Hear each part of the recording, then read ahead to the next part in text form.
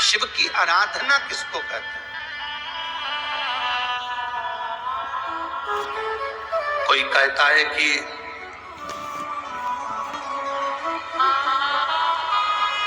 क्यों भटक रहे हो, क्यों जा रहे हो यहां वहां। हम कहते हैं तुम भटको भी मत, कहीं मत जाओ।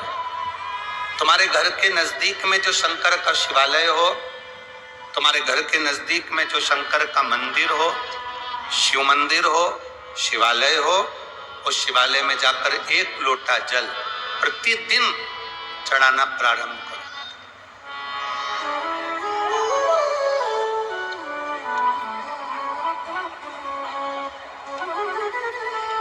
जो प्रतिदिन भगवान शंकर के मंदिर में एक लोटा जल समर्पित करता है, उसका हाथ महादेव पकड़ लेता है, फिर ऐसे ही नहीं छोड़ता, उसको मंजिल तक पहुंचाकर छोड़ता है।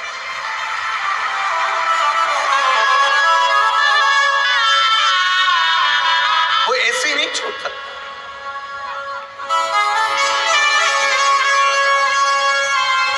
आपने अगर उस पर भरोसा करा है, हाँ, थोड़ा कष्ट हो सकता है, थोड़ी तकलीफें आ सकती है, थोड़ा दुख आ सकता है। जिंदगी में थोड़े थोड़े तकलीफें हर मनुष्य के जीवन में आती है। कोई संत, कोई साधु, कोई गुरु, कोई ब्राह्मण, कोई बहुत बहुत बड़ा महाराज भी अगर तुमको कह दे कि उसकी जिंदगी में दुख नहीं है, तो समझ लेना कि झूठ बोल रहा।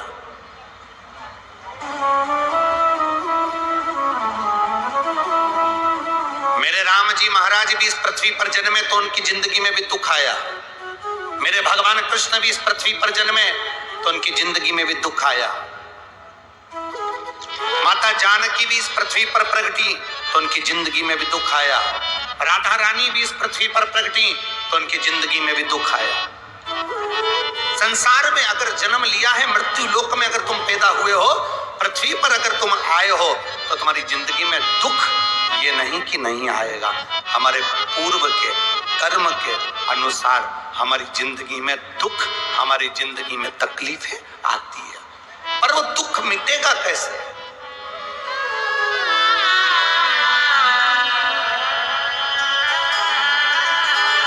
राम जी का दुख कैसे मिटा था? राम पथ गमन में जहां जहां चलकर देखो, चलो आपके पास में है पंचवटी, आपके पास में नासिक लगा हुआ है, पंचवटी लगी हुई। ये कथा 19 तारीख को पूर्ण हो जाएगी। 21 तारीख को नासिक में माता गोदावरी के तट पर पंचवटी में 5 दिवसीय कार्तिक महीने में कथा लोगों को श्रवण करने के लिए भक्तों को मिल जाएगी। आपके नजदीक में लगी है पंचवटी, चलो जाओ। जितने राम जी महाराज अयोध्या से लंका तक गए, उसके बीच में जितने राम जी के मंदिर नहीं है, उससे अधिक शंकर जी के मंदिर हैं। उसका कारण केवल एक है, राम जी जहां रुकते थे वहां शंकर भगवान के शिवलिंग की स्थापना करते थे, पूजन करते थे, और वहां से फिर आगे बढ़ते थे, फिर आगे बढ़ते थे, फिर आगे बढ़ते थे। बिना शंकर की आराधना के, बिना शंकर भगवान को एक लोटा जल चढ़ाए बिना मेरे राम जी महाराज आगे बढ़ते ही नहीं थे।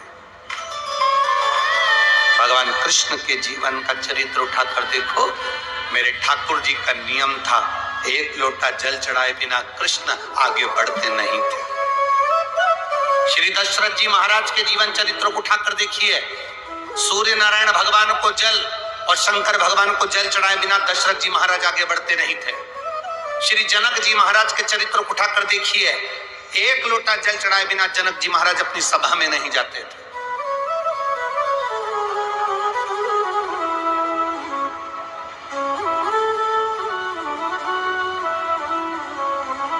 थोड़ी जिंदगी में तूफान आते हैं, कष्ट आते हैं, दर्द आता है, तकलीफें आती हैं, पर तूफान आता है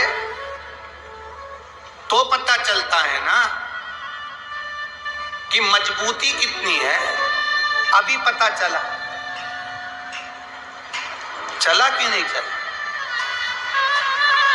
अरे बोलो तो जम के, पता चला ना कि मजबूती कितनी है। ये हवा चलती है, तूफान आता है, तब पता चलता है मजबूती कितनी है। उसी तरह दूसरे धर्म के लोग तुम्हें डिगाने के लिए आगे बढ़ते हैं, पर तुम्हारे भीतर का सनातन धर्म दिखा देता है कि मजबूती कितनी है।